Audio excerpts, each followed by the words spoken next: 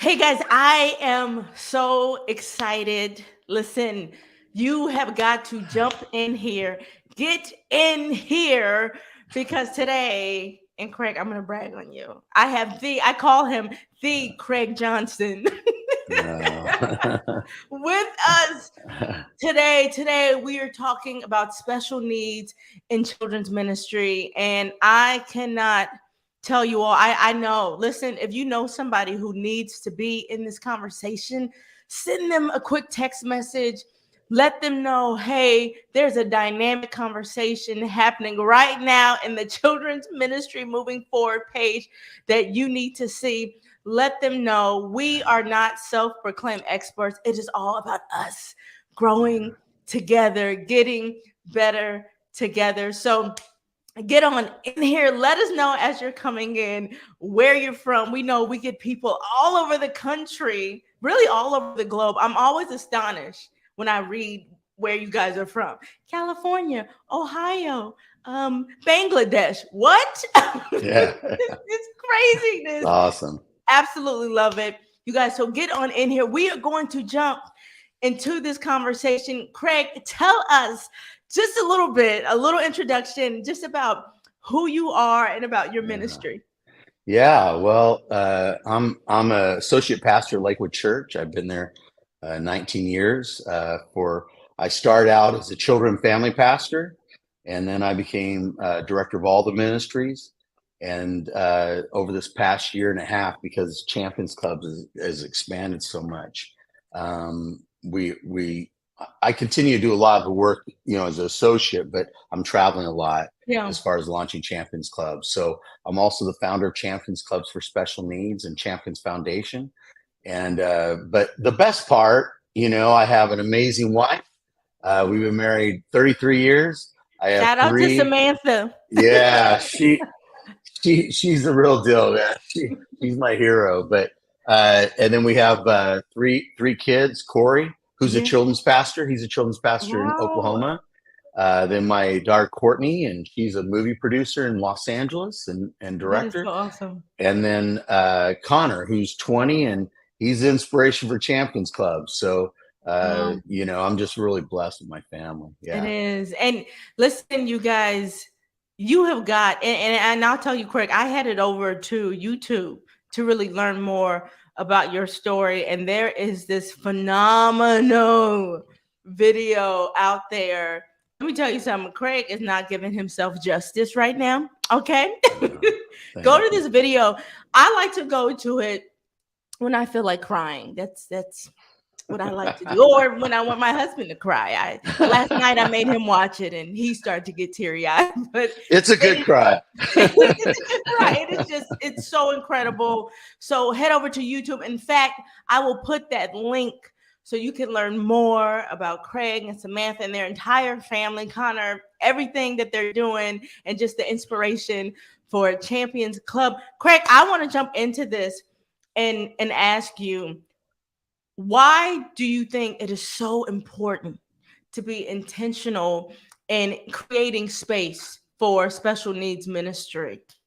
Yeah, I think if you're looking at the most unchurched people group, Mhm. probably in the world now, and I'm hearing more and more experts around this, it would be special needs. Yeah. And I think that we are missing a huge population in our churches if we're not reaching out to special needs families. Just to put your mind around it, when Connor was younger, let's say 10 years ago, 1 in 110 kids were being diagnosed with autism in Wow. America. Now it's 1 in 34. So you're Wow. talking about not thousands of families in America. Now it's millions of families. And so when I go around the world, it's the same thing. It's quadrupled. So many families are being affected, and autism is just one of the type of special needs. Yeah. But many of these families, they haven't been to church in years, Yeah. and because they've either been hurt by a church, they tried going and they didn't have a space. And honestly, churches didn't really know what to do, how to Yeah. respond. And some tried, and it just wasn't a good experience really for the church or for the family.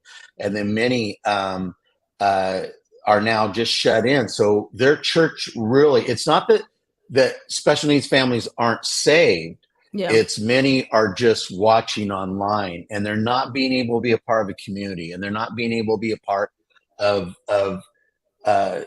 life-giving community that you need to be a part of and get support around. So I think it's a huge mission field for the upcoming years, and we've got to change our thinking. And this stigma on special needs, honestly, it's from the beginning of the time. It's like race, right? The injustice around race. You can see the injustice around those with special needs, and how people viewed somebody that was different, somebody that had special needs, different challenges. And so that's the human condition, but God looks at them as masterpieces, and it's for us to find out how we can help them become everything God created them to be. No, I love that, Craig, so much.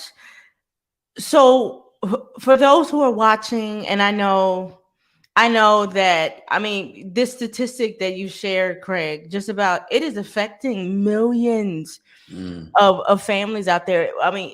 Everyone's feeling it. Obviously, we in children's ministry, we are feeling it. And we have a heart for those who are watching, who are like, man, Craig, this sounds great. I think it's important. I know that it's an issue, and I have a heart to reach every family, not just some families, but every family. But I just feel like I don't have the resources to create a space. Let's go there a little bit, Craig, about what is your advice on people who feel like they don't have the resources. How can we create an inclusive environment? How can we work with what we got? Make sure that every child feels loved, every child feels nurtured, every child is reached, every mama and daddy get to relax and not wonder in the back of their head what's happening. Is their baby being taken care of appropriately? Take us there a little bit on your advice on that. Yeah. So 10 years ago, that would have, let's probably 15 years ago, that would have been an issue. And you would have had to almost create something. And you could get some support, but people really didn't know how to navigate it. Today, it's not an issue because you can, let's say, for instance, and we're just one organization, you can start a Champions Club for less than, $800. You don't have to have an elaborate Champions Club for it to be effective. And now we've got, you've got amazing programs that have buddy systems and different things like that can really come alongside. So now there's a blueprint for it, and so if you don't know how to do it, now different organizations can come alongside of you from the very beginning and help you all the way to launch. And you can do this in any environment. Think of this right now. We launched a Champions Club in Malawi. Okay, we helped them build like a Champions Club building, but then they wanted to reach out to people in the bush, which, a lot of those, they're hidden. Some are even killed at times because they're considered a curse upon the family. And so, we figured out how to do what are called mobile Champions Clubs. Wow. So we had our Champions Clubs teams there in Malawi hook up with healthcare teams who already went out to visit these people in the bush, in the villages and stuff like that. And then we went and found the special needs children. Then we brought them to a grass-set church that probably most villages have. They have something, some type of church or community center, but it's just grass-set. We put the 4 blankets down for the 4 stations. We assessed them, and they were able to be developed just like every other child. Now, they're expanding these into different villages. So you can have very little and still have an amazing special needs ministry because now the knowledge is there, now the model is there, and now the support is there. That's so awesome. You guys, we are going to make sure that the link for Champions Club, all of that is in that chat box so that you can have access to that. I love this, Craig. So you're saying work smarter, not harder. Yeah. And I think what stops us mostly is the stigmas around it. Yeah. You know, we think, oh, we have to have an expert to help us start our special needs program. Yeah. They've got to have this background in special needs. Well, our director, Norma, she had no background in special needs. She was one of our early childhood administrators. But every time that we would tell Connor's story or talk about a family, tears would begin to roll down her cheeks. Wow. And she would just begin to cry for these families. And I thought to myself, you know, I can teach expertise. That's a little tougher to teach, that heart Wow. that's willing to go the extra mile. And so if you've got the heart, or if you know someone that has a heart, we can teach you the expertise. Wow. And just going there and talking about families, Craig, and I know that you have experience, obviously, you and Samantha firsthand at Yeah. all of this. But talk to us a little bit on how we can support families who may be struggling. I love how you mentioned earlier. This has been my experience. I've seen this. Families not go to church or feel like they have to ostracize themselves because there's just nothing, or they're afraid of being a burden, or they don't want to be called back 50,000 times. How can we as children's ministry leaders better support families where they are struggling with this? Yeah. Well, think about it this way, you know, just the position many of these families are in. If you want to look at the lowest of the low in society, okay, I'm talking about go to a third world country, and the lowest of low is a poor special needs child. And that we're even typical kids that have different challenges. They're able to go to school, they're able to go to church. They're not able to do that because they're not welcome. And so when you look at it in a family, in a city where you live and stuff like that, the number one thing they deal with is rejection. They deal with not being included, rejection, sometimes, you know, if they even are noticed, it's pity. Yeah. Instead of saying, no, you know, you're fearfully and wonderfully made. I mean, you're a child of God. Whatever comes out of the hands of God is beautiful. And so when you the first thing that I think a ministry worker can do is, if you can be a ministry of unconditional love. I call it like I tell them with a Champs Cup, it's like an ice cream sundae, right? We all like ice cream sundaes, you know, hot fudge, whipped cream, peanuts, you know, the cherry on top. The ice cream is unconditional love. The hot fudge, oh, you're going to do a ministry for me, for my child. I'm going to be able to come to church. We're going to be able to get help in our marriage.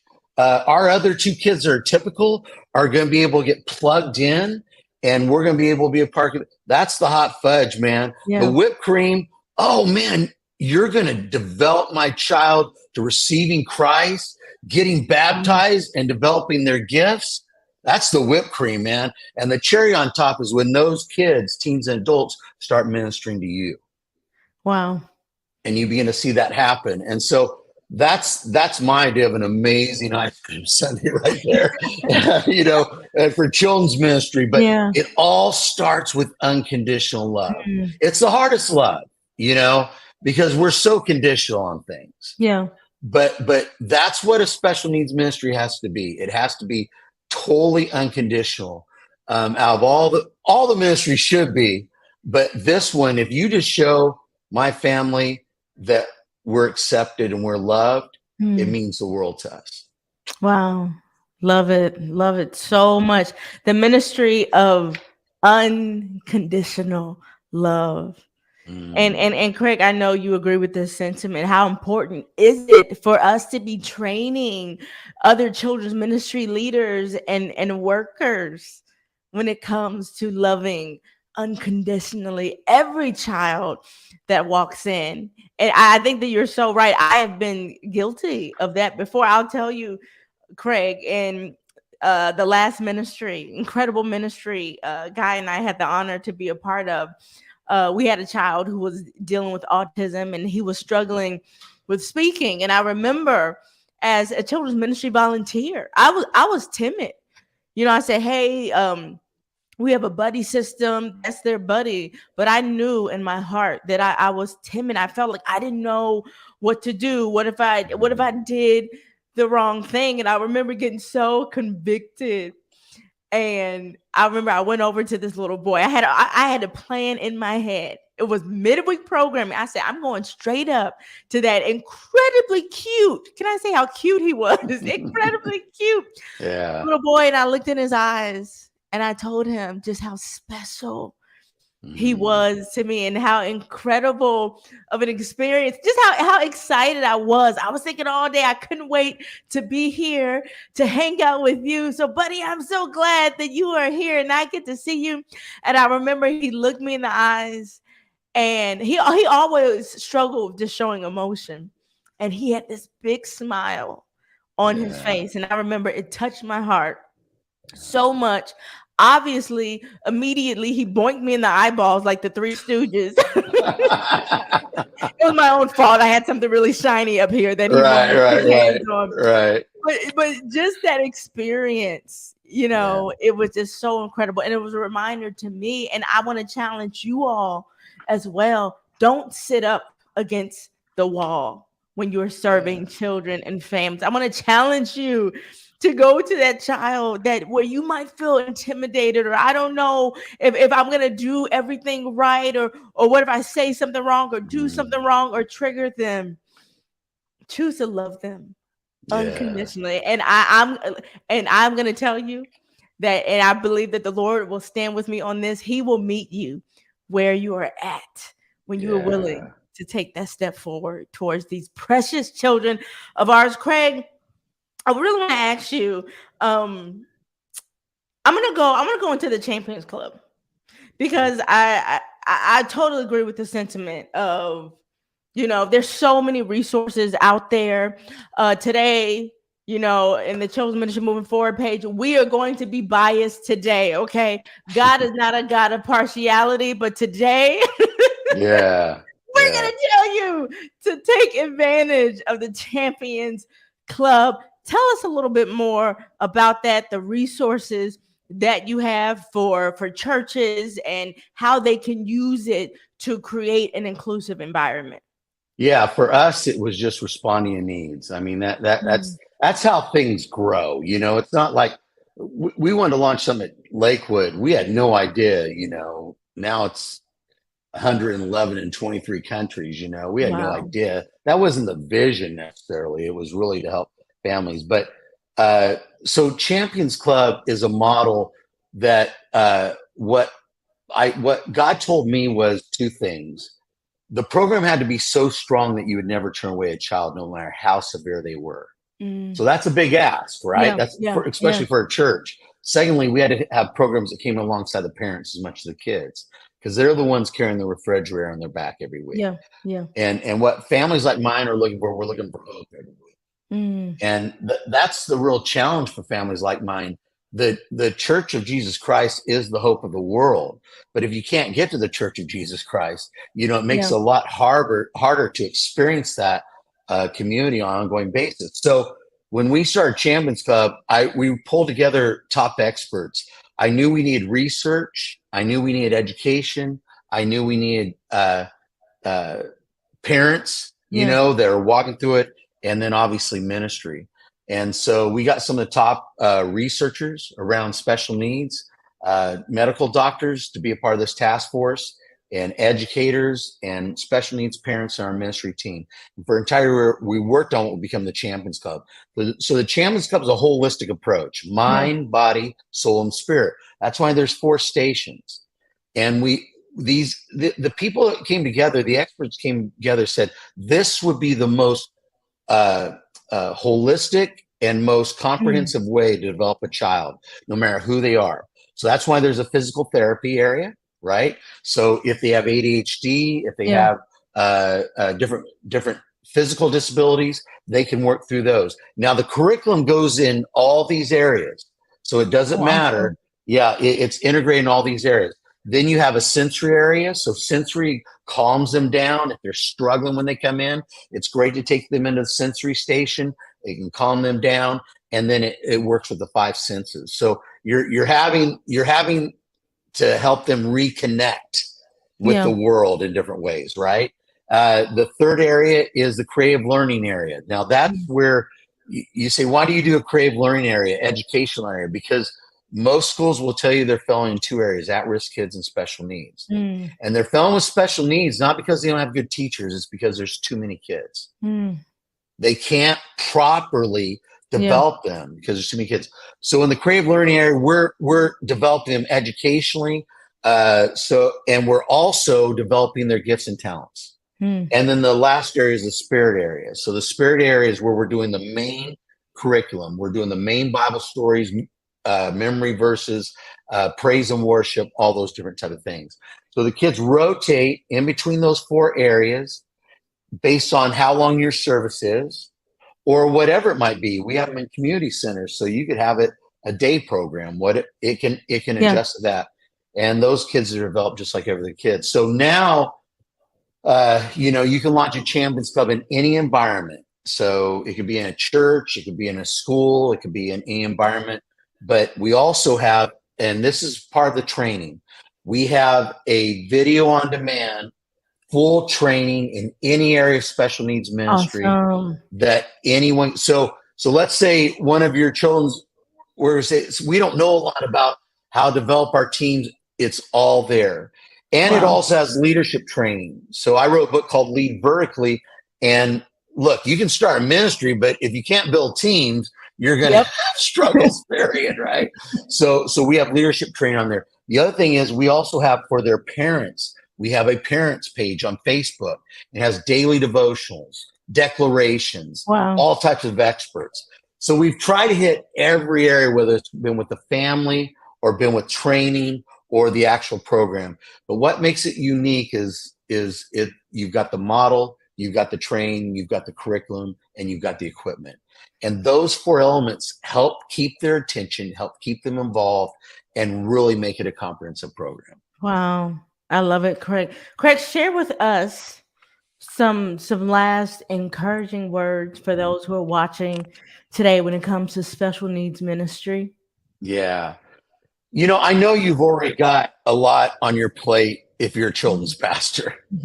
And this seems like, oh man, I mean, I'm barely making it here. And this is why I hear from a lot of pastors. They say, we don't have enough volunteers for our typical kids.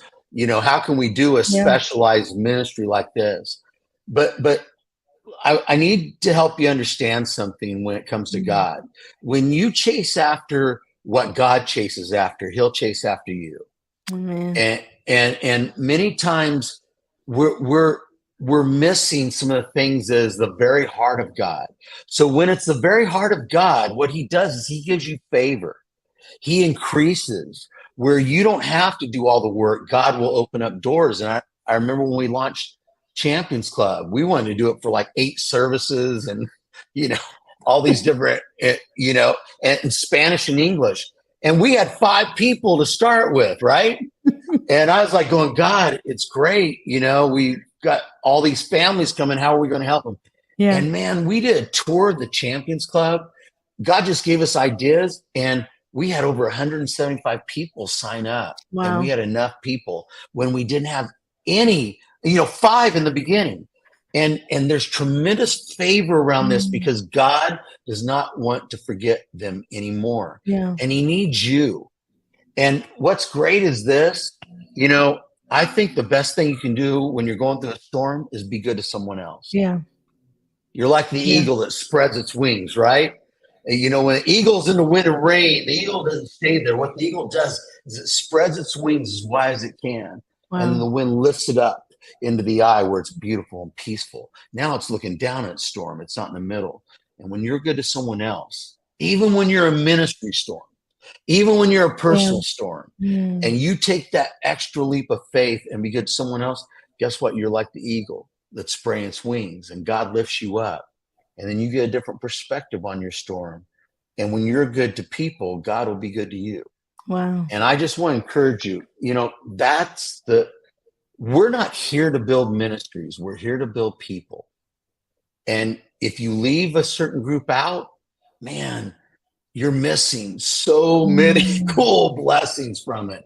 But if you include them, watch God not only touch their lives, but Mm. watch God take your life to another level personally. Watch God take Amen. your ministry to another level, and He can do it. So I just want to encourage you, be good to someone else and watch God be good to you. I love it. Jeez, Craig, you're telling us to have faith? What is this, Christianity?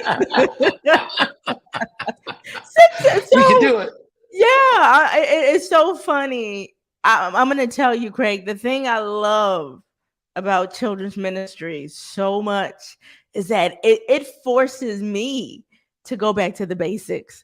I Yeah. feel like as we grow and we get older, sometimes our hearts get a little hardened.